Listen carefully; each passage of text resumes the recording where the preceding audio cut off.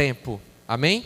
E eu vou pedir que você abra a sua Bíblia em Eclesiastes, capítulo 3, em nome de Jesus.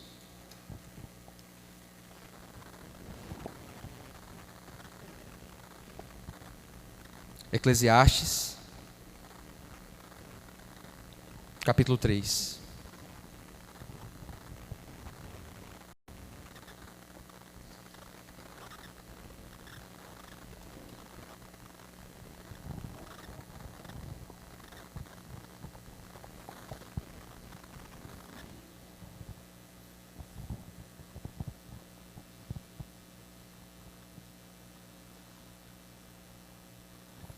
Nós vamos ler dos versículos 1 até o 8. Por favor, se você está próximo de alguém que não tem o texto bíblico, não tem a escritura, reparta esse texto, com essa pessoa para que ela possa acompanhar. Está projetado aqui também, olha que bênção. Eclesiastes capítulo 3, nós vamos ler versículo 1 até o 8. Todos acharam, amém? Mesmo assentados, mas com reverência ao texto sagrado, assim diz a passagem da Escritura que leremos hoje. Para tudo há uma ocasião certa, há um tempo certo para cada propósito debaixo do céu. Tempo de nascer e tempo de morrer. Tempo de plantar e tempo de arrancar o que se plantou. Tempo de matar e tempo de curar. Tempo de derrubar e tempo de construir, tempo de chorar e tempo de rir, tempo de prantear e tempo de dançar, tempo de espalhar pedras e tempo de ajuntá-las, tempo de abraçar e tempo de se conter, tempo de procurar e tempo de desistir, tempo de guardar e tempo de jogar fora, tempo de rasgar e tempo de costurar, tempo de calar e tempo de falar, tempo de amar e tempo de odiar, tempo de lutar e tempo de viver em paz. Feche seus olhos por um instante, vamos orar ao Senhor pedindo que Ele fale conosco. Santo Espírito, nós estamos diante da palavra inspirada pelo Senhor, da palavra que é espada afiada de dois gumes, que penetra no coração humano ao ponto de dividir juntas, medulas e discernir todo o pensamento, Pai. É exatamente isso que nós te pedimos hoje, Deus, aquilo que a Tua palavra sempre tem feito aqui. Que ela possa discernir, que ela possa, Deus, julgar, que ela possa falar, ó Deus, aquilo que geralmente o nosso coração não consegue falar, ó Deus, e o Teu Espírito Santo, Senhor, testifique ao nosso coração as verdades que são para nós importantes nessa manhã. Aquilo que nós precisamos mudar. Aquilo que nós precisamos manter. Ó Deus, e assim nos tornarmos filhos, filhas, sábios no nosso relacionamento com o tempo. Na forma como enxergamos o tempo. No uso do nosso tempo.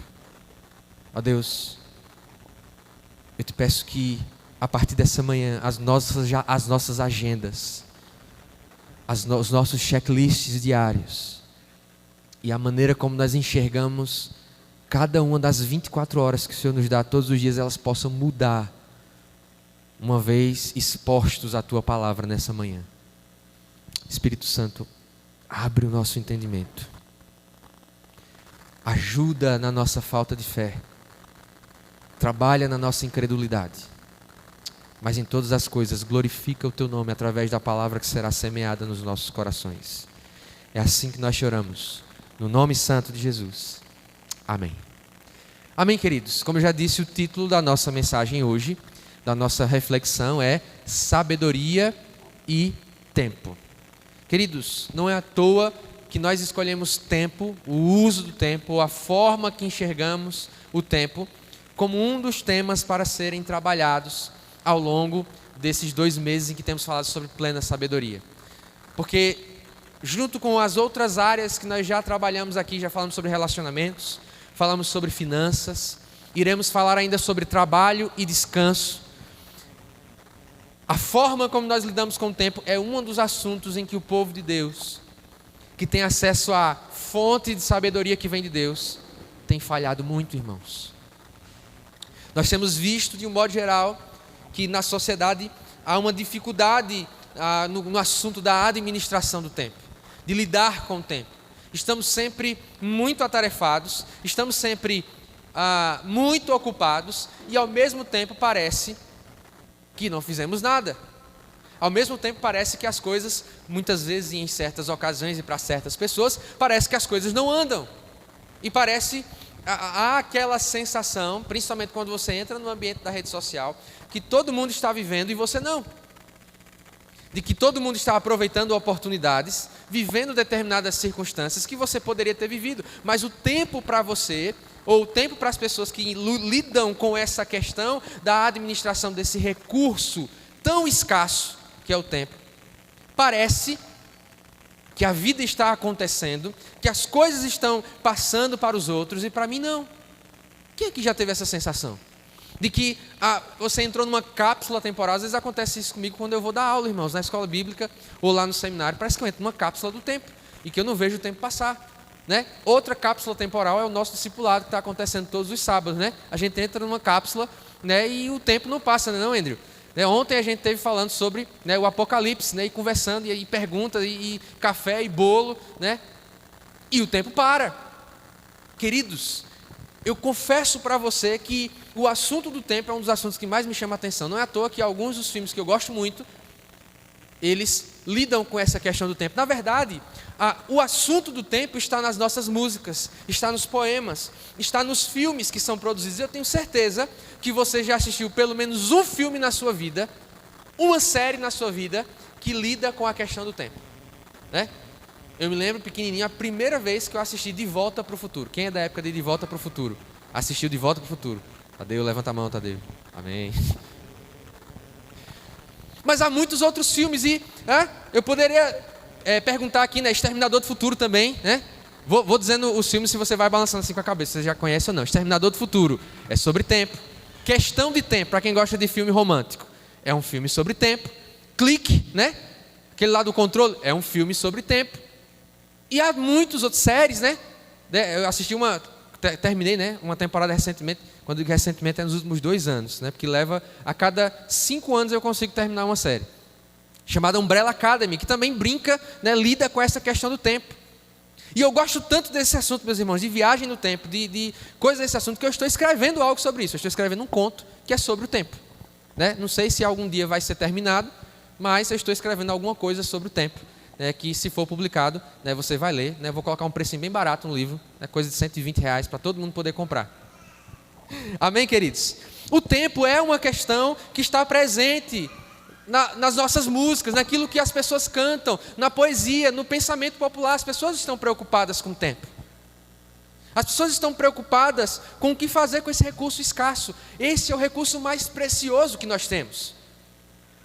O dinheiro se perde e se volta, os bens se gastam, se compram novamente, né? Mas o tempo, uma vez perdido, não há mais como recuperá-lo. E aqui, queridos, nós temos um texto clássico sobre o tempo, sobre o uso do tempo, que é o texto de Eclesiastes, que fala que há um tempo para todo propósito debaixo do sol, que é um tempo, uma ocasião oportuna, uma ocasião exclusiva para cada tipo de situação. E aí, queridos, eu preciso fazer uma diferenciação, e nós precisamos fazer uma diferenciação se nós queremos entender esse texto, entender qual é o ensino dele e harmonizá-lo com o restante da Escritura. Os nossos dias, nós enxergamos tempo como uma unidade de medida. Tempo para nós é horas, minutos, né? Eu ganhei, uns 2 anos nós ganhamos em Maíra uma ampulheta, que às vezes quando eu quero cronometrar alguma coisa, ela é uma ampulheta é aquele relógio de areia, quem não sabe. Quando eu quero cronometrar alguma coisa de meia hora, eu giro a ampulheta e fico lá, né? Às vezes eu estou muito cansado, não estou naquele pique para ler o que eu estou precisando ler, aí eu coloco a ampulheta, que aí eu sei que eu vou ler pelo menos 30 minutos naquele dia. Tempo para o pensamento moderno, para a nossa visão, para a nossa mentalidade, é uma unidade de medida. São horas, são dias, são anos. E nós dividimos assim como se fosse uma unidade de medida. Mas no mundo antigo, irmãos, onde o texto de Eclesiastes foi escrito, tempo é oportunidade. Tempo é estação. Tempo é o período apropriado para fazer determinada coisa. E é por isso que os antigos, eles não enxergavam o tempo de um modo linear, como a gente enxerga, né? A gente enxerga o tempo, de um modo geral, de forma linear. 2025, depois vem 26, depois vem 27, né? A gente enxerga como uma linha. Inclusive, eu descobri que Olivia vai ser adolescente em 2039. Já estamos preparando para a adolescência de Olivia. Vi um vídeo esses dias, né? Se sua filha ou seu filho nasce em 2025, veja em quais anos ele vai ser adolescente, que ano ele vai estar na faculdade. Coisas assim. Aí, 2039 ela vai ser adolescente. Eu já estou me preparando. Se tem cabelo branco agora, imagine quando a Olivia tiver adolescente. Mas isso é um papo para mais para frente. Nós enxergamos o tempo como linear. Mas os antigos, inclusive Salomão, que deixou essa preciosidade de texto para nós, eles enxergavam o tempo de forma cíclica, estações, ciclos, períodos que me ajudam a aproveitar cada oportunidade. Se você observar, por exemplo, a gente teve 2 mensagens no ano passado sobre Gênesis capítulo 11, em que Deus disse para Noé: a partir de agora eu vou estabelecer tempos, estações, plantio e colheita, calor e inverno, não deixarão de existir enquanto durar a terra. Quando Deus determinou isso, lá no tempo de Noé, Ele estava dizendo: olha, eu vou estabelecer ciclos. E o homem antigo, o homem do tempo de Eclesiastes, ele vê o tempo como ciclos e oportunidade. E não é à toa que o apóstolo Paulo, ele escrevendo uma de suas cartas, ele diz: remindo o tempo, porque os dias são maus. Já ouviu esse versículo? Nós devemos remir o tempo. As traduções mais recentes, elas acertam, porque elas colocam esse versículo da seguinte forma: aproveitando cada oportunidade, porque os dias são maus. Ou seja, tempo na linguagem bíblica não é uma linha, não é uma contagem, né, de unidades, como a gente faz hoje. Tempo são as oportunidades. Tempo é a estação própria, é a ocasião própria para fazer ou deixar de fazer alguma coisa. E queridos, eu confesso para você que essa é uma forma muito mais sábia de contar o tempo. A nossa loucura, enxergando o tempo de forma linear, faz com que nós vivamos estações inadequadas. Mas segura essa expressão, estação inadequada, que já já eu vou falar sobre ela, tá bom? Mas eu queria que você entendesse isso, para que você compreenda o que é tempo na Escritura. O que a Escritura chama de tempo são esses ciclos. É o tempo da colheita, né? Assim como foi exposto por Salomão aqui. Então, eu quero em primeiro lugar falar com você a partir desse texto que há 2 visões equivocadas para nós, então, no uso do tempo, no aproveitamento das oportunidades, na forma de viver os ciclos que fazem parte da nossa vida, sejam eles grandes ou pequenos. Há 2 erros, diga aí para quem está na sala, 2 erros. Quando nós lemos o início desse texto, o que ele diz? Para tudo há uma ocasião certa, há um tempo certo para cada propósito debaixo do céu. Isso, queridos, mostra para nós que o uso do nosso tempo ele deveria ser proposital e não acidental, não aleatório. Talvez o maior pecado, a maior falha no uso do tempo é ser acidental, é ser aleatório.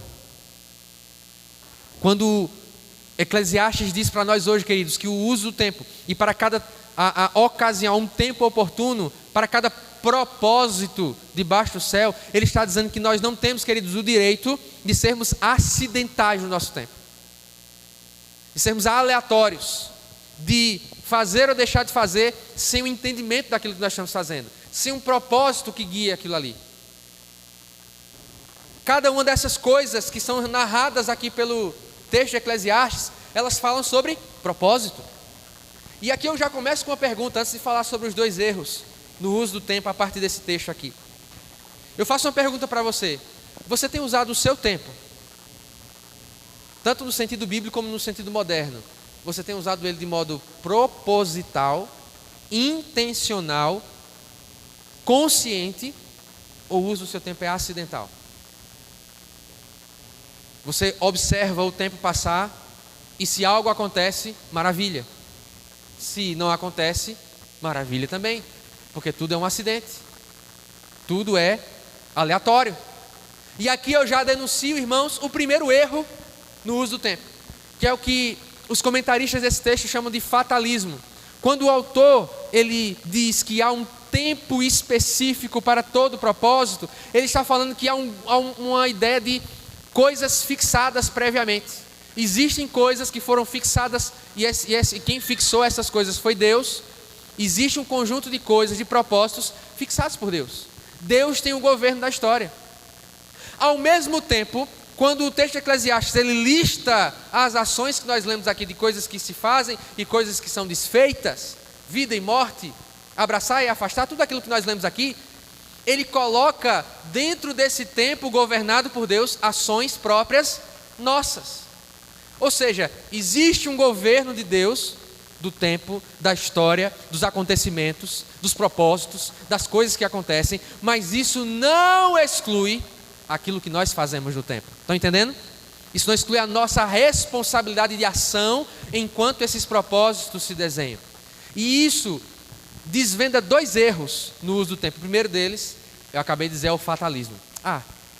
Deus já tem tudo governado, Deus já tem tudo determinado, Deus já planejou o que vai acontecer, então pouco importa aquilo que eu faço. É uma visão fatalista de vida. É uma visão que diz assim: Deus ele é soberano, Deus é onisciente, onipotente, onipresente, é oni todas as coisas, Deus é soberano, então não há nada que eu possa fazer. E essa visão fatalista tira a minha responsabilidade, tira a minha liberdade, dada por Deus inclusive, de usar bem o tempo. Será que você não tem caído nesse erro? Tem pessoas que diante de certas estações, certas circunstâncias dizem: foi porque Deus quis. E muitas vezes esse foi porque Deus quis não é uma afirmação do governo de Deus, é colocar na conta de Deus coisas que eu deveria ter feito, agido, promovido e organizado. Vocês estão entendendo, amém? Então, esse é o primeiro erro no uso do tempo. O segundo erro é achar que está tudo nas nossas mãos. É achar, como disse o cantor popular, temos nosso próprio tempo. É achar que eu tenho controle absoluto sobre as coisas que dizem respeito às estações da minha vida. Que eu posso não apenas cronometrar aquilo que eu vou fazer, mas garantir que aquilo que eu planejei, que aquilo que eu tenho organizado para o meu tempo vai acontecer. O tempo pertence a mim. Então, enquanto uma visão anula a responsabilidade que nós temos no uso do nosso tempo, a outra visão, ela anula o governo de Deus, e ambas são perigosas, queridos. Pensar que você tem o controle sobre as suas horas, sobre as estações da sua vida, e que você pode cronometrar, que você pode controlar.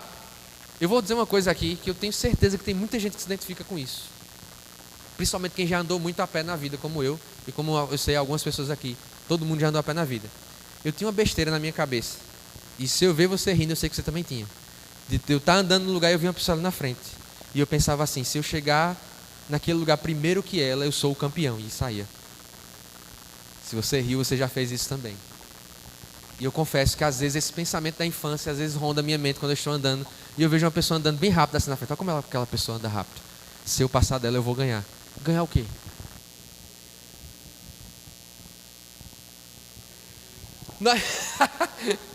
Quem já me viu andando sabe que eu pareço um doido andando.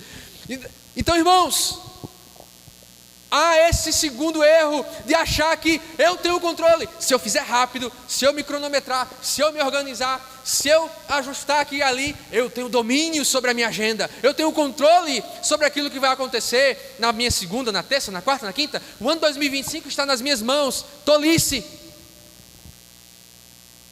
Achar que eu não tenho nada para fazer, porque afinal de contas Deus está lá no trono e Ele governa tudo. Eu posso fazer o quê, pastor? Foi como Deus quis. E Deus está dizendo: não, foi como eu quis não. Tolice também. Então, essa é a primeira coisa que nós devemos meditar essa manhã a partir desse texto. Nem o tempo é algo fatalista, que eu não tenho nada para fazer, fico só esperando os eventos acontecerem, as estações mudarem, sem nenhuma atitude, sem nenhuma postura, sem nenhuma ação. Mas também, eu não posso cair no erro de achar que eu sou o Senhor do tempo, que eu tenho controle dos meus dias, que eu posso delimitar do princípio ao fim tudo que vai acontecer e garantir que vai acontecer como eu planejei. Então, partindo disso, querido, nós seguimos para aquilo que o autor fala, né, na maior parte do texto que nós lemos aqui, que são as oportunidades debaixo do sol. E aqui é importante dizer que a frase refrão de Eclesiastes, para que você quer entender Eclesiastes, você quer ler e não ficar depressivo, não ficar triste, né? Ler Eclesiastes, pastor, eu li Eclesiastes, por que esse livro está na Bíblia? Uma vez me perguntaram isso, o que esse livro está fazendo na Bíblia, pastor? Que livro triste, que agonia, que coisa, né? Para você entender, queridos, Eclesiastes, você precisa entender esta expressão, debaixo do sol. Tudo, do princípio ao fim, Eclesiastes é sobre a vida debaixo do sol. Ou seja, Eclesiastes é sobre a insuficiência, a limitação e as contingências da vida humana. As coisas que fazem parte da vida debaixo do sol. É Salomão no alto da sua vida escrevendo como se não existisse um mundo acima do sol. Se não existisse um mundo acima do sol, a vida seria aquilo que Eclesiastes escreve. E é por isso que Eclesiastes está na Bíblia, para nos lembrar como é triste uma vida pautada só nas coisas debaixo do sol. E aqui, nessas coisas, nesse tempo, para todas as coisas debaixo do sol, Salomão nos ensina que vivemos ciclos, estações, e que cada uma delas traz uma postura. Se nós entendermos então, queridos, que o tempo é governado por Deus, mas que eu tenho a minha responsabilidade na administração desse recurso tão escasso, nós, a partir desses dois princípios, e fugindo desses dois extremos que eu acabei de denunciar aqui, nós saberemos, irmãos, todos os dias, viver as estações próprias. Esses extremos que eu acabei de falar aqui, levam muitas pessoas a viverem estações inadequadas, a viverem os ciclos da vida de modo inadequado. E Salomão, ele fala sobre tempo de nascer e tempo de morrer. E dentro desse tempo, o tempo que você nasceu, né, a data do seu nascimento, no meu caso, dia 12 de abril de 1994, e a data da sua morte, que só Jesus e Deus sabem, entre esses dois tempos, todas essas coisas têm espaço. Todas essas coisas, elas terão o seu momento oportuno. Mas se nós não formos bons administradores do nosso tempo, nós vamos estar vivendo estações inadequadas. No tempo de chorar, nós estaremos dançando. No tempo de separar, a gente vai estar querendo abraçar. E algumas das frustrações, grave isso, algumas das tristezas, das lutas que você tem enfrentado, é por viver estações inadequadas. É por querer abraçar quando é para afastar, ou vice-versa. É por querer chorar quando é tempo de dançar. É por querer ajuntar quando é tempo de afastar. É por querer amar quando é tempo de odiar. Pastor, tempo de odiar. É tempo de odiar. Deus odeia, por que a gente não odeia? É por querer arrancar quando é tempo de plantar. É por querer a colheita quando é época de semear. Então, queridos, nós vivemos hoje essa inversão pela má administração do seu tempo. E eu pergunto, a segunda pergunta-chave da nossa mensagem hoje: qual é o tempo oportuno? Qual é o propósito? Qual é a ocasião que você precisa viver hoje? Qual é o tempo agora? Muitas frustrações seriam evitadas. Muito sofrimento seria evitado se você vivesse a estação correta. Se você vivesse aquilo que é para esse momento. Se a sua cabeça não estivesse na estação passada, nem naquilo que você nem sabe que virá. Se você estivesse usando os recursos, sua capacidade, sua inteligência para aproveitar bem a estação devida. E a natureza, queridos, ela é mestra para nós nisso. Há um tempo em que os ursos hibernam. E se você procurar o urso no tempo que ele está hibernando, você não vai encontrá-lo. Há uma época em que as árvores, elas se desfazem de todas as suas folhas. Fica só o tronco, feio. Você diz, que coisa feia. Mas a árvore, ela sabe viver a sua estação. A época em que as marés são mais altas, porque até o mar sabe obedecer à sua estação própria. Nós, de todas as coisas criadas, somos os únicos que, diante de uma estação que se apresenta para nós nos rebelamos contra aquele propósito determinado, contra aquela oportunidade que está diante de nós, e queremos viver o contrário daquilo que está proposto.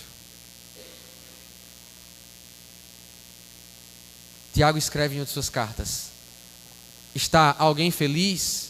Chore. É assim que ele escreve? Não. Está alguém feliz? Cante louvores. Ou seja, viva de acordo com o que você está vivendo, irmão.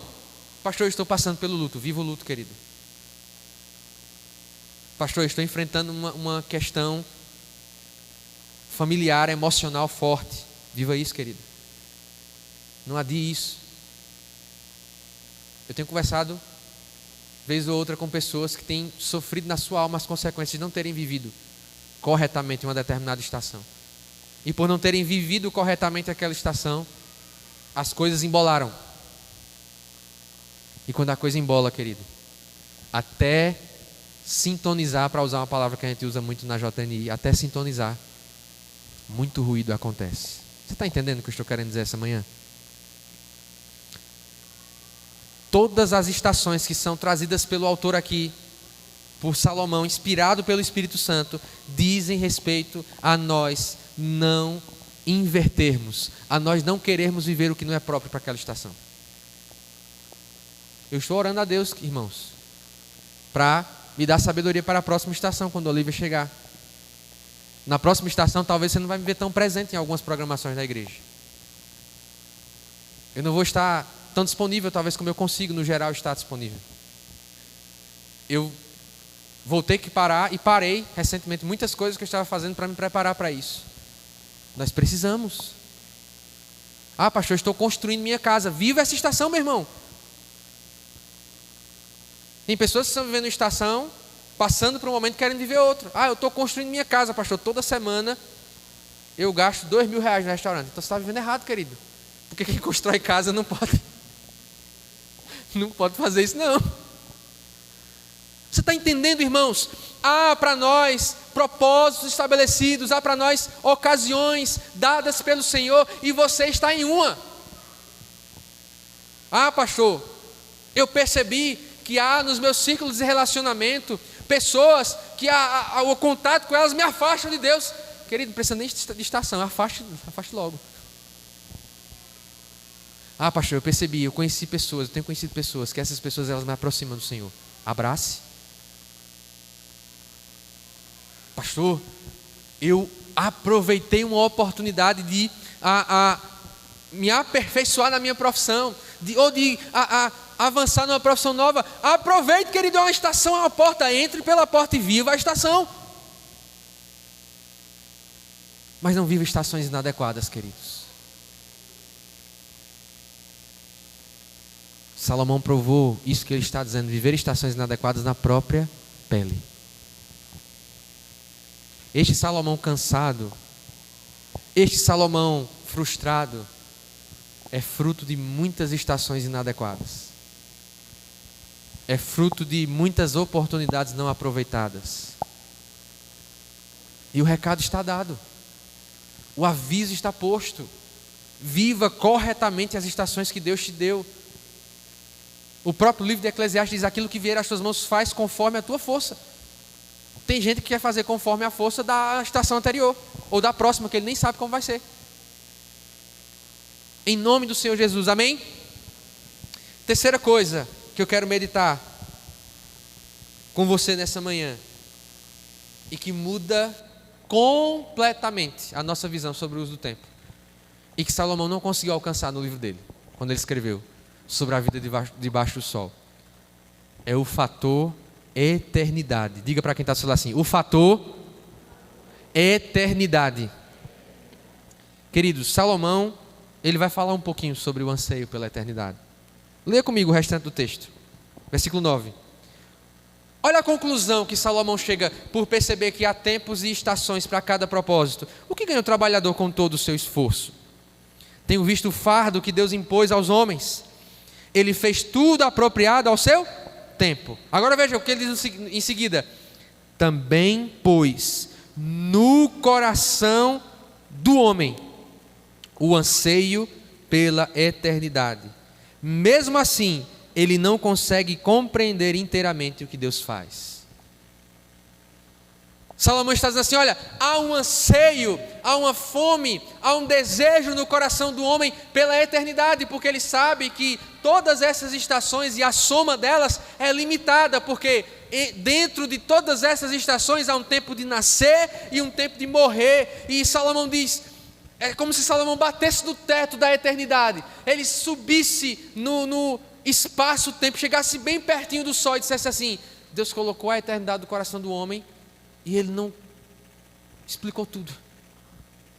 Ele não colocou tudo. Salomão, nesse momento, é como se ele voasse e ele chegasse no limite da vida debaixo do sol. Ele chega bem pertinho do sol, mas ele não conseguiu perceber que há uma vida além do sol. Há uma vida acima do sol. Há uma vida chamada eternidade, que Salomão, nesse texto sobre a vida humana, não conseguiu alcançar, mas que está disponível para nós. Não há, queridos, administração correta do tempo, não há uso correto do tempo, sem uma percepção bíblica, sem uma percepção escriturística, sem uma percepção clara de eternidade. Deus colocou no teu coração, no meu coração, o desejo, a fome pela eternidade. Mas, queridos, diferente do que Salomão questiona aqui, Deus deu uma resposta para essa fome.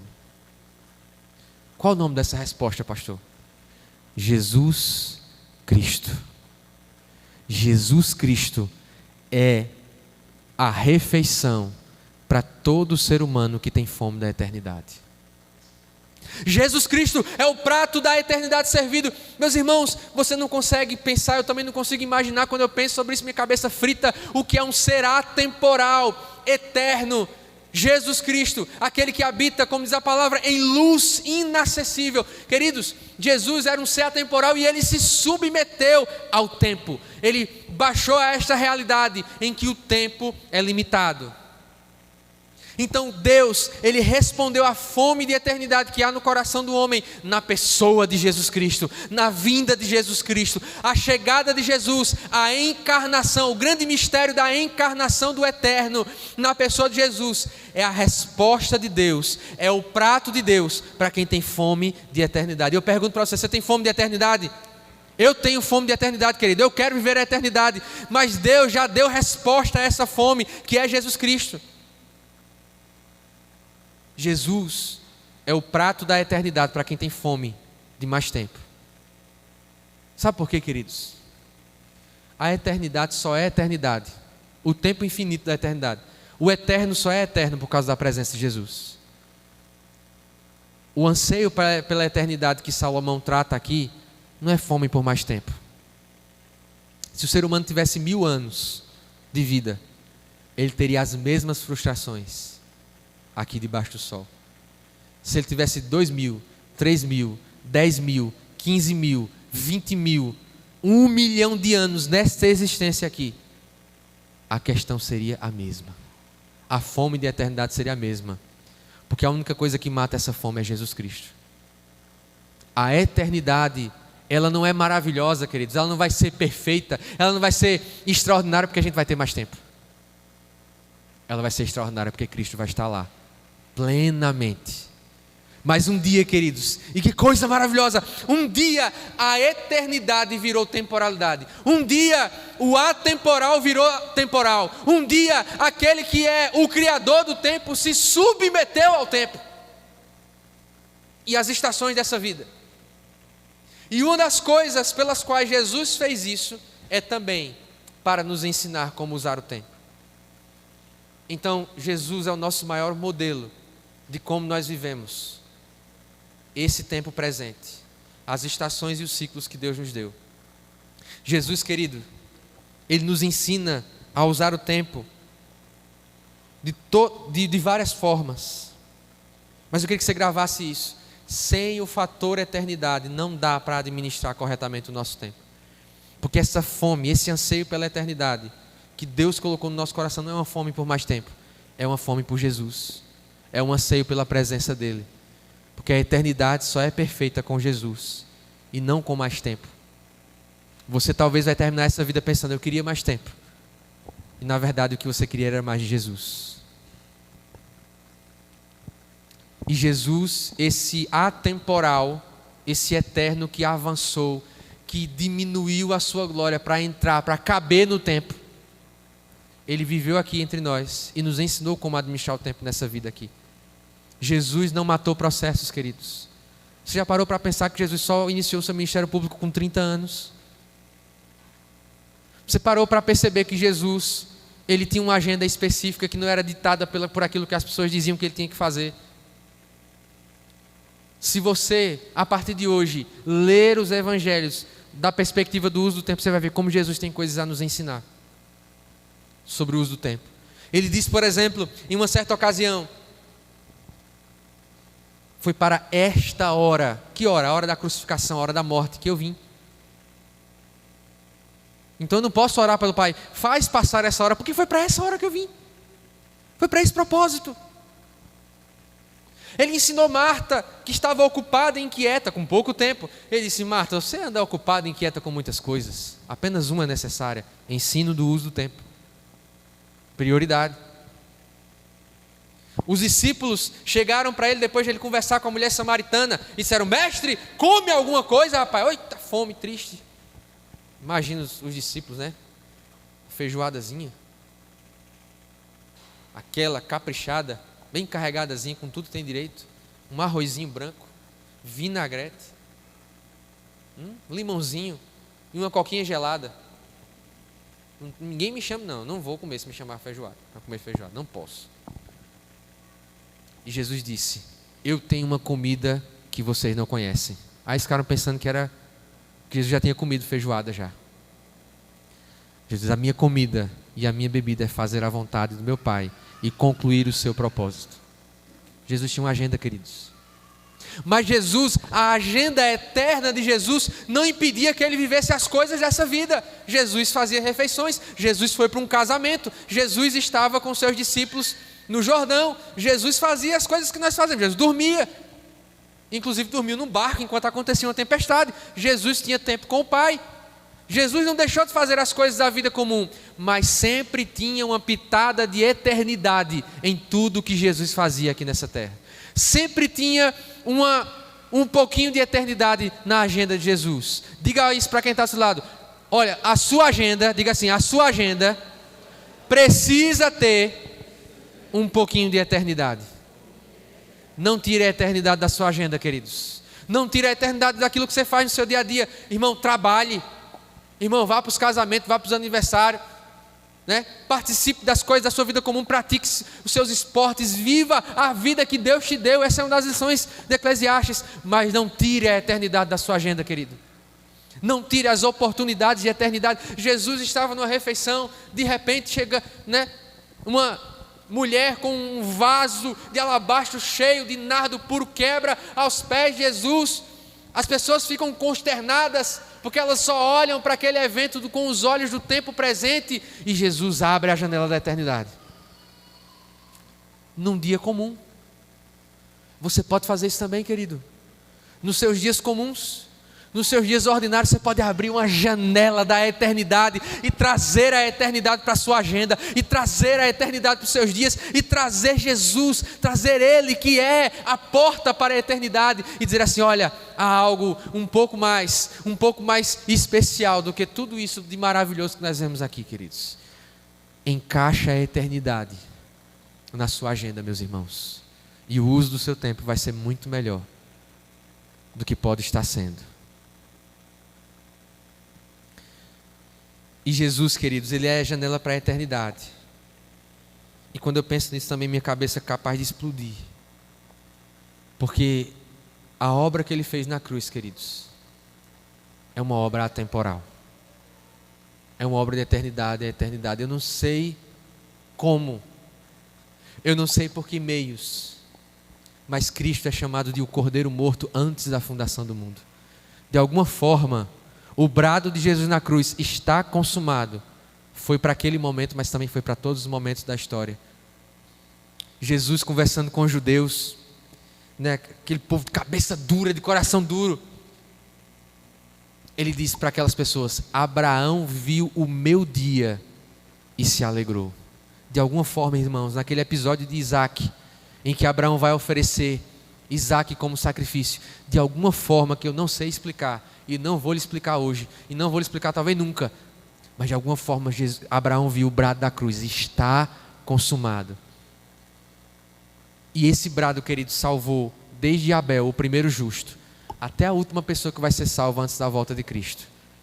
O brado de Cristo é atemporal, é como uma fenda, é como uma brecha, é como uma porta no espaço-tempo. E todos, do princípio da história até o fim, são salvos do tempo, dentro do tempo, são salvos para aquele grito atemporal: está consumado, eu paguei o preço. E esse efeito da obra da cruz, ele volta no tempo, ele vai no tempo à frente e salvará todos aqueles que creem, de todos os tempos, de todas as nações, de todos os povos. De um modo, querido, que o único verdadeiro viajante no tempo é Jesus.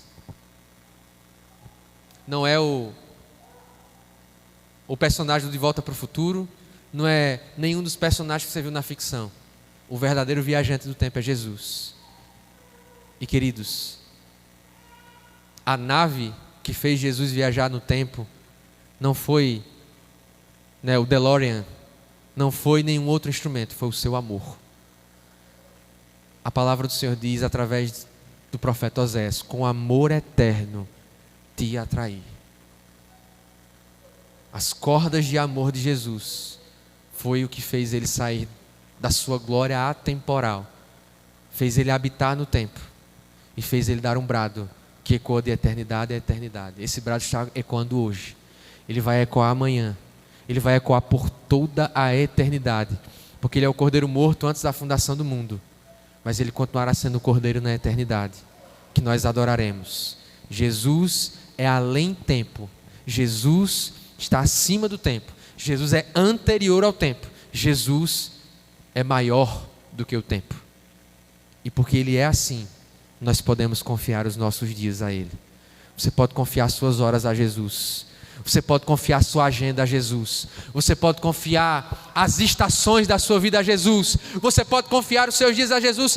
Larga essa ansiedade, larga essa tristeza, larga esse temor, porque saiba que há um Deus cujo brado ecoa de eternidade a eternidade, que abandonou a sua glória temporal para que você não tivesse medo do passar dos dias, para que você, assim como John Wesley, chegue ao final da sua vida e em vez de cantar como se canta na música popular: eu devia ter amado mais, eu devia ter feito mais, eu devia ter feito isso, ter feito aquilo, você possa dizer: não, eu fiz aquilo que o Senhor tinha preparado para mim, eu fiz aquilo que o ser além do tempo planejou para a minha história, e eu vou agora me abraçar com a eternidade, eu vou abraçar Cristo, eu vou viver com Cristo, eu vou estar com Ele, sem tristezas no coração, porque eu vivi a vida desse presente tempo, mas com uma janela para a eternidade.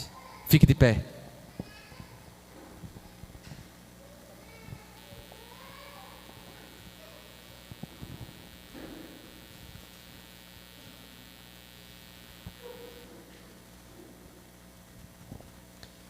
Queria que você fechasse seus olhos agora diante do Senhor. Nós orássemos nessa manhã. E você se respondesse quantas coisas você ainda deseja fazer nessa vida. E nessa manhã nós fizéssemos uma oração ao Senhor, de que o nosso tempo aqui encerre, não com decepções e frustrações, não com amarguras e pesar, mas com o sentimento: Senhor, obrigado, porque eu vivi esses dias limitados com uma porta aberta para a eternidade, e agora eu entro por essa porta.